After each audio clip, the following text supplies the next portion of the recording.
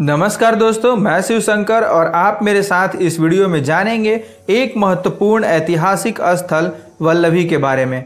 आइए जानते हैं वल्लभी क्या है और कहाँ स्थित है। गुजरात के काठियावाड़ क्षेत्र में आधुनिक वल्ल नामक स्थान पर प्राचीन वल्लभी नगर स्थित था। इसकी स्थापना मैत्रक वंशी भट्टारक ने की थी। यहाँ मैत्रकों की राजधानी थी। 7वीं शताब्दी में यह नगर एक प्रसिद्ध व्यापारिक एवं शैक्षणिक केंद्र बन गया। वल्लभी विश्वविद्यालय आधुनिक गुजरात के सौराष्ट्र में विकसित हुआ, जो लगभग 600 वर्षों तक एक प्रमुख बौद्ध शिक्षा का केंद्र रहा। चीनी यात्री इत्सिंग के अनुसार यह उस समय का प्रमुख शिक्षा का केंद्र था। यहाँ सिर्फ भारत ही नहीं बल्कि विश्व के कई देशों से विद्यार्थी पढ़ने के लिए आया करते थे।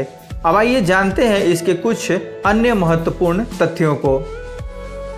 वल्लभीपुर या वल्लभी से यहाँ के शासकों के उत्तर गुप्तकालीन अनेक अभिलेख प्राप्त हुए हैं। जैन अनुश्रुति के अनुसार जैन धर्म की द्वितीय परिषद वल्लभीपुर में हुई थी, जिसके आचार्य देवर्घी गणी नामक आचार्य थे।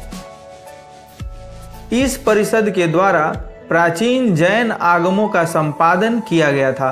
जो संग्रह संपादित हुआ उसकी अनेक प्रतियां बनाकर भारत के बड़े बड़े नगरों में सुरक्षित कर दी गई थीं। जैन ग्रंथ विविध तीर्थ कल्प के अनुसार वल्लभी गुजरात की परम वैभवशाली नगरी थी। वल्लभी नरेश शिलादित्य ने रंकज नाम के एक धनी व्यापारी का बड़ा अपमान किया था।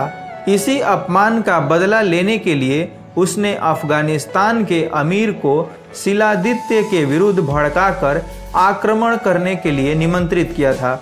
इसी युद्ध में शिलादित्य मारा गया। वल्लभी बौद्ध धर्म के हिनायन शाखा का महत्वपूर्ण शिक्षा केंद्र था। इस विश्वविद्यालय के संरक्षण के लिए मैत्रक राजाओं ने बहुत अधिक धन व्यय किया था। 7वीं शताब्दी में वल्लभी नालंदा विश्वविद्यालय की तरह ही प्रसिद्ध और समृद्ध था।